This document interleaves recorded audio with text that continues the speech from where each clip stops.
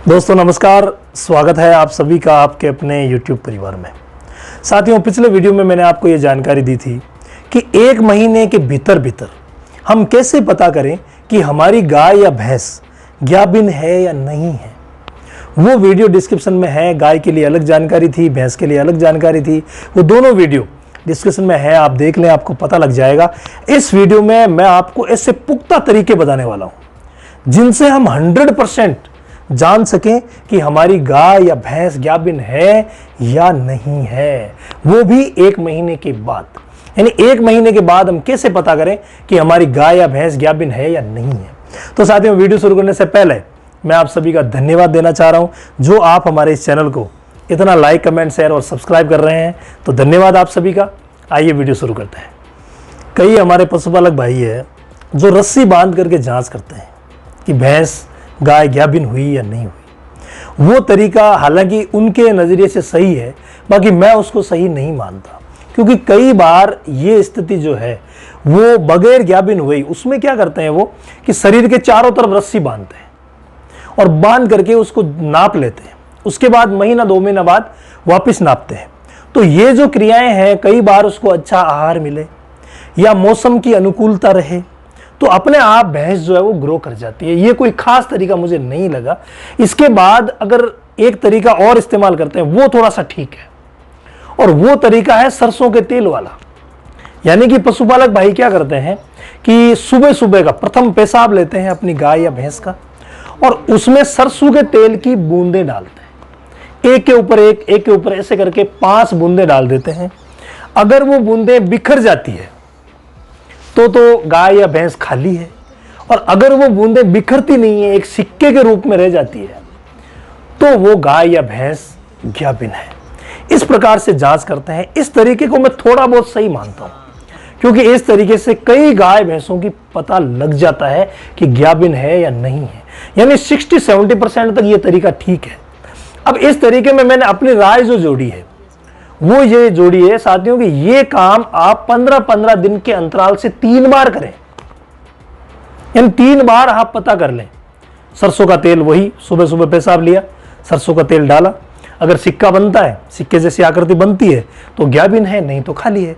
ये आप 3 बार टेस्ट कर लें।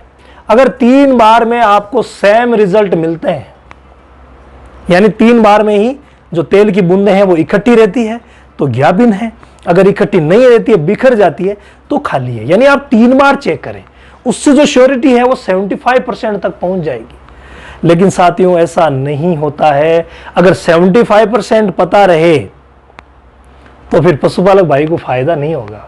फायदा तभी होगा जब हमारे पशुपालक भाई को 100% पता रहे। यानी कि वो अगर गर्मी की चीज दे रहा है तो उसे तुरंत बंद कर दे और ठंड की चीजें देना शुरू कर दे, क्योंकि उसे श्योरिटी है कि मेरी गाय या भैंस 100% गाभिन है। तो श्योरिटी किस चीज से आएगी? वो श्योरिटी वाला मैं तरीका आपको बताने जा रहा हूं, और वो तरीका है साथियों गुदा में हाथ डाल करके चेक करने का। कई भाई लोग इस तरीके से डरते हैं क्योंकि उन्हें पूरा पता नहीं है। वो सोचते हैं अरे यार, हाथ देंगे तो हमारी गाय भैंस खराब हो जाएगी।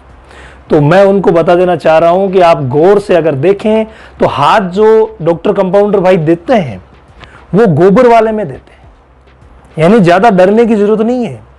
और दूसरी चीज कि आप किसी अनुभवी पशु चिकित्सक से ही चेक करवाएं। अनुभवी का मतलब क्या होता है कि कई बार लोग डरते हैं कि मैंने गाय भैंस चेक करवाई और मेरे अबॉर्शन हो गया। ऐसा कुछ भी नहीं है, ऐसा कुछ भी नहीं है। अगर कोई अनट्रेंड व्यक्ति होगा, वो अंदर हाथ डालेगा तो गलती से अगर ओवेरी जो होता है अंडा से, उसके हाथ लग गया तो नुकसान हो सकता है। लेकिन ऐसा होता नहीं है। ओवेरी की जो जगह है वो हाथ की पहुंच से दूर होती है। अगर हम चाहें तो उसको हाथ लगा सकते हैं, अगर नहीं चाहें तो उसको हाथ नहीं लगा सकते।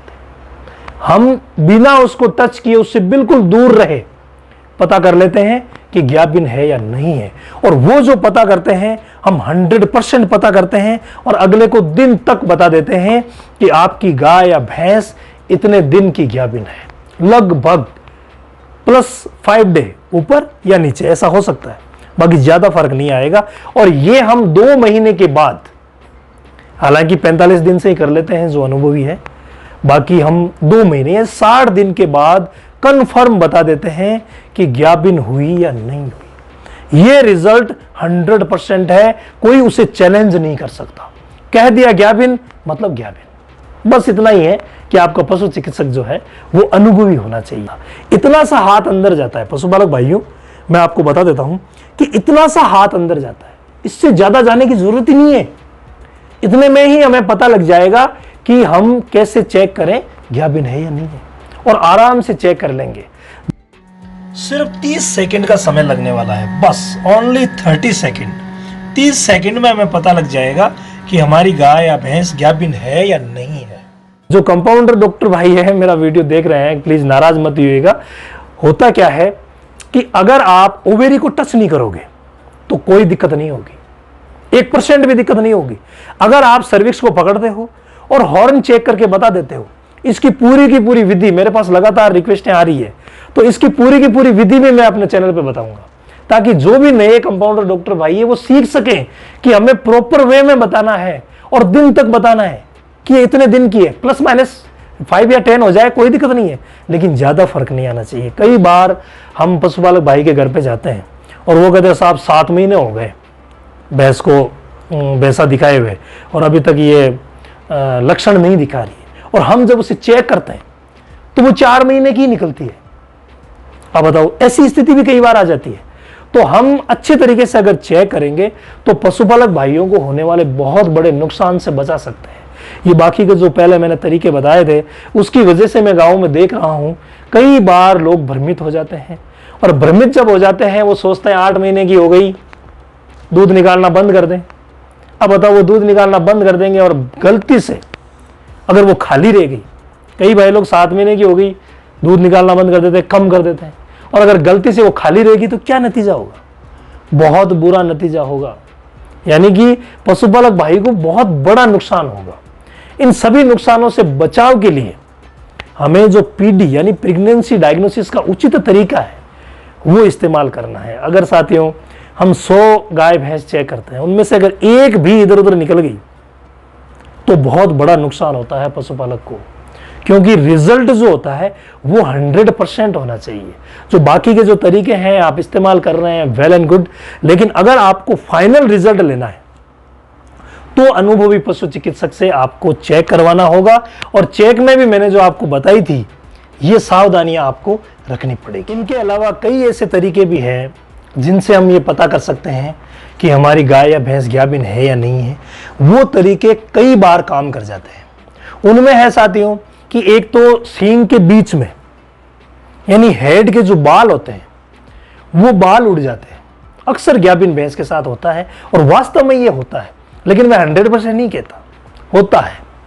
इसके अलावा जो भी पशुपालक भाई अपनी गाय भैंस को चराने के लिए बाहर ले जाते हैं, उनके लिए यह विशेष है कि जो ही गाय भैंस आएगी, अगर ज्ञाबिन है 3 महीने के बाद ही, तो वो जो ही अपनी जगह पे आती है तुरंत बैठ जाएगी। ये लक्षण आता है विशेष, यानी कि इधर उधर ज्यादा डोलेगी नहीं, वो तुरंत बैठ जाएगी। इसका मतलब आपकी गाय या भैंस ज्ञाबिन है। इसके अलावा कई बार शरीर की जो संरचना है वो चेंज होने लग जाती है। जो ही गाय भैंस ज्ञाबिन होती है उसकी स्किन जो है उसमें शाइनिंग आती है, यानी चमक आ जाती है। खाने पीने में थोड़ा बहुत वो कतराने लगती है। गाय भैंस में ये विशेष होता है। बकरियां जो होती है वो खाने पे ज्यादा दौड़ती है ज्ञाबिन होने के बाद, जबकि गाय भैंस खाने पीने में कतराने लगती है। दूध में भी वो कतराने लगती है। जो ही ज्ञाबिन होती है 3 या 4 महीने हुए और दूध में कई बार वो आनाकानी करने लग जाती है। फिर उसे सही तरीके से हमें सेट करना होता है। वो भी तरीके मैंने बताए हैं, डिस्क्रिप्शन में है, आप देख लेना। तो इस प्रकार से भी कुछ लक्षण जो है उनको पकड़ करके आप ये पता कर सकते हैं कि गाय ज्ञाबिन है या नहीं है। इसके अलावा जो प्रथम बार ज्ञाबिन हुई है, जो भी बछड़ी है या कटड़ी है, जो प्रथम बार ज्ञाबिन हुई है, उसके शरीर में जो बदलाव है वो तुरंत होने लग जाता है। ज्ञाबिन होने के 3-4 महीने में ही बदलाव होने लग जाते हैं, और उन बदलावों को देख करके भी हम पता कर सकते हैं कि हमारी गाय या भैंस ज्ञाबिन हुई कि नहीं हुई। विशेष तौर से जो बदलाव आता है वो 6ठे महीने में आता है, यानी 5 महीने के बाद जो ही वो छठे महीने में आती है, उसकी गादी यानी जो छोटे छोटे छोटे छोटे थन होते हैं वो थोड़े से लंबे होने लग जाते हैं, और थनों के ऊपर की जो जगह जिसे हम गादी बोलते हैं, वो गादी धीरे धीरे धीरे धीरे फुलावट लाने लग जाती है। इसके अलावा जो भी गायें भैंसें हैं, चाहे किसी भी उम्र की हो, उनकी जो वल्वा की साइज है वो धीरे धीरे नीचे लटक सी जाती है, ऐसा होता है। और वल्वा के नीचे जो जगह होती है जहां से दोनों पैर जो है वो डिवाइड होते हैं, उस जगह में भी हल्का सा उभार रहता है। ये गाभिन गाय भैंस की जो है वो निशानी है।